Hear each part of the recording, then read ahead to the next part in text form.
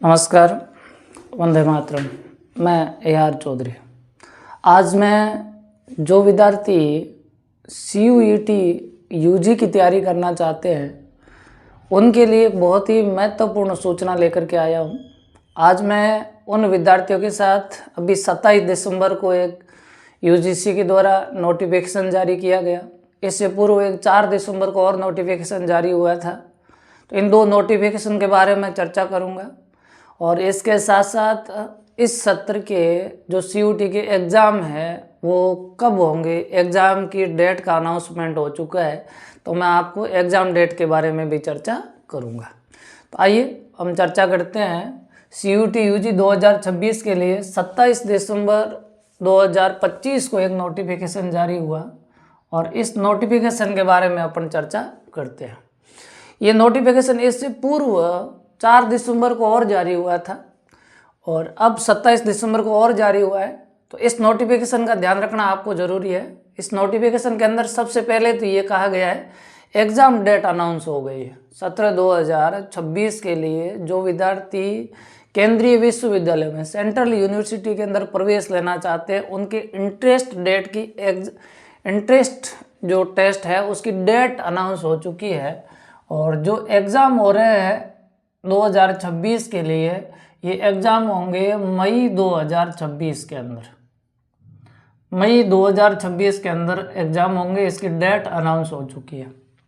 इसके साथ साथ ये जो 27 दिसंबर का नोटिफिकेशन आया है इसके अंदर इन चीज़ों का ध्यान रखना है। एक तो विद्यार्थी का name, father's name, mother's name, date of birth, gender, photo और एड्रेस, ये चीज़ें विद्यार्थी के आधार कार्ड के अंदर है।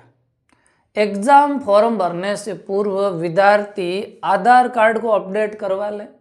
आधार कार्ड की डिटेल, ये डिटेल जो मैच की जाएगी आपकी वो की जाएगी 10th की मार्कशीट से या 10th के इक्वल जो सर्टिफिकेट है आपको वैलिड है उससे मैच की जाएगी। बहुत सारे विद्यार्थियों के ये समस्या आती है नेम के अंदर father's name, mother's name, date of birth या एड्रेस या फोटोग्राफ बहुत सारे विद्यार्थियों का पुराना है। तो CUET ये नोटिफिकेशन जारी करके ये बताना चाह रहा है कि ये जो मिसमैच है 10वीं की इनसे मैच नहीं हो रही है, वो विद्यार्थी अति शीघ्र अपने आधार कार्ड को अपडेट करवा ले। आधार कार्ड वाली प्रोसेस थोड़ी लंबी होती है। कई बार अपन आधार कार्ड अपडेट के लिए प्रोसेस डालते हैं और वो 15-15, 20-20 दिन अपडेट नहीं होता है। तो आप इस काम को, जो विद्यार्थी तैयारी करना चाह रहे हैं वो इस काम को अति शीघ्र कर लें।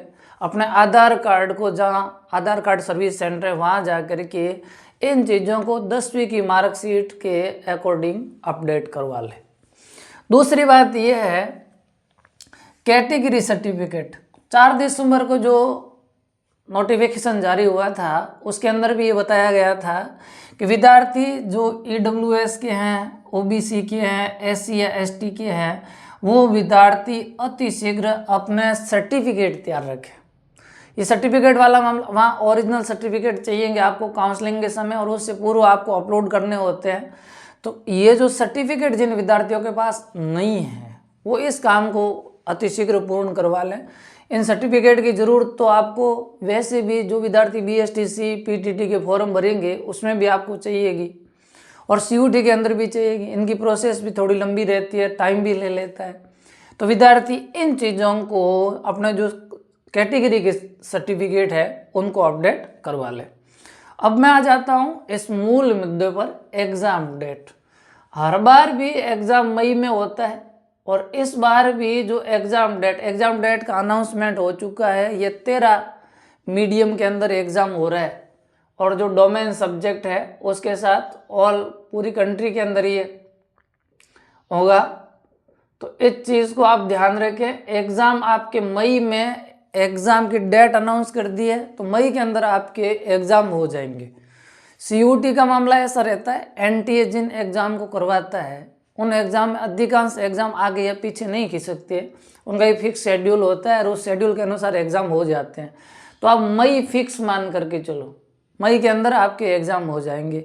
सर एग्ज़ाम फॉर्म शुरू होने की डेट, अभी ये जो नोटिफिकेशन आ रहे हैं साइट्स को समय समय पर अपडेट किया जा रहा है, इसका मतलब प्रोसेसिंग शुरू हो चुकी है और अति शीघ्र आपके नोटिफिकेशन आउट होने वाला है। अगर नोटिफिकेशन आउट होने की संभावना बताएं, पिछले साल भी एग्जाम नोटिफिकेशन आउट होता है या तो फरवरी एंड में और या मार्च के अंदर। तो फरवरी और मार्च के अंदर इस बार भी फरवरी और मार्च के अंदर आपका नोटिफिकेशन आउट हो जाएगा। तो नोटिफिकेशन आउट होने से पूर्व इन चीज़ों का ध्यान रख लें। एक और चीज़, सिलेबस को समय समय पर आपको वेबसाइट देखते रहना है। और अगले वीडियो के अंदर मैं आपके सामने लेके आऊँगा कि जो सिलेबस है उस सिलेबस का जो अपडेट है वो अपडेट क्या हुआ है और पुराना सिलेबस कितना है और नया सिलेबस कितना उसके अंदर शामिल किया गया है। मैं सिलेबस के बारे में चर्चा करूँगा। तो आप फिलहाल इन चीज़ों को जो CUT ने बताई है उन चीज़ों को अपडेट कर लें। और भी आपको किसी चीज़ की CUT के संबंध में रिक्वायर्ड है और जानना है तो आप मुझे कमेंट करके ज़रूर बताएं। मैं नेक्स्ट वीडियो में CUT के सिलेबस के साथ आपसे मिलूँगा। तब तक के लिए धन्यवाद।